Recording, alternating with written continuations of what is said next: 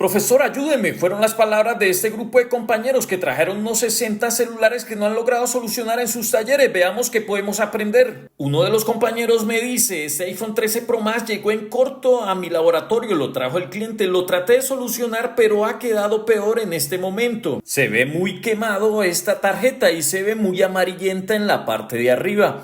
Esto, si ya le hicieron revaling, debería a 180 dejarse destapar, pero estoy viendo que intento ingresar y el dispositivo no se deja separar. Aquí ya encuentro el primer error. El compañero separó estas tarjetas y volvió y las unió con el mismo estaño original. Yo le recomiendo no hacer esto, sino cambiar la aleación del estaño. Como a 180 no quiso, la configuré a 220, que es cuando el estaño es original y viene por primera vez a nuestro taller. Aplico nuevamente flux para hidratar su soldadura y comienzo a intentar separarlo a esta temperatura cuando llegue a 220. ¿Por qué está intentando separar sin tomar mediciones? Porque cuando ya un compañero hizo algo por desconfianza, debo separarlo para ver cómo está por dentro. Espero que la herramienta llegue o se aproxime a 220 grados.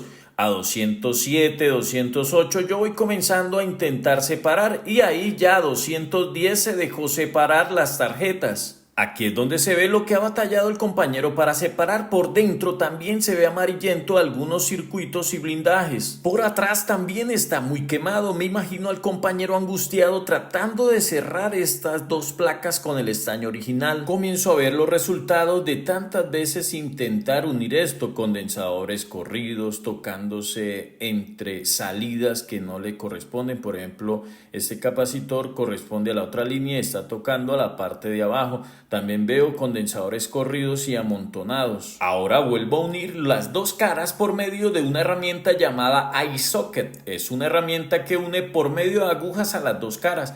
Veo que tiene consumo total cuando están unidas. Ahora lo que hago es separar y quedarme solo con la cara A. La cara A es la parte lógica donde está CPU, memoria y todo el encendido. La parte de abajo, la cara B, que es donde está la radiofrecuencia. Conecto solo la cara A, no hay consumo directo, vamos bien, o sea que el consumo directo está en cara B, tengo que buscarlo, pero cuando doy power a cara A debería de consumir 70, 100 e intentar encender, pero en este caso muy rápidamente consume 170, 12 como cortos en la salida del PMIC. Entre los que reparamos iPhone, el de 12 miliamperios es muy conocido para nosotros en estos iPhone nuevos.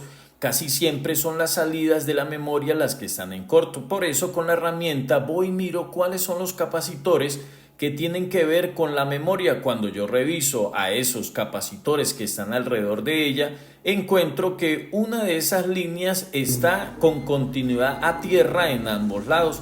Aquí ya las cosas no van bien. Cuando ha sido por mucho calor, casi nunca es solo un capacitor en corto, sino mucho estaño brotado por la parte de abajo entre sus pads. Configuro mi fuente a 1.6 voltios y por ahí 1.5 amperios para ver si hay corto en algún capacitor o otro circuito. Cuando intento buscar con la cámara térmica, nadie calienta. Esto ya es un síntoma de que no es un componente ni un circuito, sino estaño unido debajo con otras líneas o tierra. Vuelvo con cámara térmica, conecto de nuevo el cable por el conector de la batería, configuro otra vez la fuente normal a 4.4 y 5 amperios, doy power y lo único que calienta son bobinas y PMIC. Aquí ya sé que el estaño está brotado por dentro. Este es el PMIC, es el circuito administrador de voltajes principal. Ahí pueden ver cómo el estaño brotó por el intento del compañero tratar de cerrar o de separarlo, tratar de hacer una solución. Yo debo de bajar ese PMI porque así como esas esferas están ahí, muy probablemente el estaño por debajo se unió. Protejo al CPU y comienzo a dar calor. En este caso voy a intentar sacar con esta técnica de hacer palanca hacia arriba y haciéndome fuerza en la base sin tocar ninguna bobina o capacitor para que no se me corran los componentes al momento de extraerlo. Quiero poder sacarlo de esta forma para ver si los cortos se van o hay más circuitos involucrados en esta ocasión para esta falla. Doy calor en círculos, estoy ahí pendiente y cuando llegue el momento sale el PMI de esta forma tan limpia. Limpié para medir y ver si se había ido el corto, pero el corto continúa en varias líneas, entre ellas esa que está cerca a la memoria. Esa línea es compartida, ese voltaje, para funcionar también el CPU. Yo había limpiado la epóxica alrededor del CPU, varios componentes se caían porque de tanto calor ya ellos están casi levantados, había estaño brotado también cerca al CPU. Doy calor en círculos alrededor de él, con mucho cuidado y con las temperaturas seguras para que el proceso salga bien. Empiezo a esperar y a ingresar, pero ya casi los que trabajan con esto y saben que un equipo batalló por temperaturas incorrectas, el centro del CPU casi siempre se va y este no es la excepción. Ahí vemos casi unos 500 pads en el centro del CPU están estallados por exceso de temperatura. No podemos practicar en los celulares de los clientes. Practique sus temperaturas y cierres con teléfonos suyos para que esto no suceda con ellos. Cuando vuelvo a medir ya sin el CPU, ahora la línea ya no está en corto, sino que tiene un valor correcto. Me da tanta tristeza porque este dispositivo tenía solución. Pero como si fuera poco, el compañero también traía un iPhone 12 que estaba en corto cuando se conectaba a la fuente, calentaba el PMIC y calentaba el CPU. Luego de esto le preguntamos por qué estaba sucediendo. Dijo que él estaba cerrando con 183 grados las tarjetas. Yo medí esta línea PP0V6, estaba en corto. Esta línea sale del PMIC y pasa directamente al CPU. Entonces ya me sabía la historia que muy probablemente por temperaturas, ahí mido una board de comparación y es de 83 en diodo. Yo ya me sé cuál es el dilema. Tengo que también volver a bajar el CPU.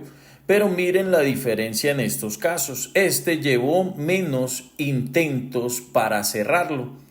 Él cuando vio que ya estaba en corto, entonces lo que decidió fue traerlo a la capacitación. Yo le dije, muy probablemente esta línea está en corto porque el CPU se le brotó el estaño por debajo.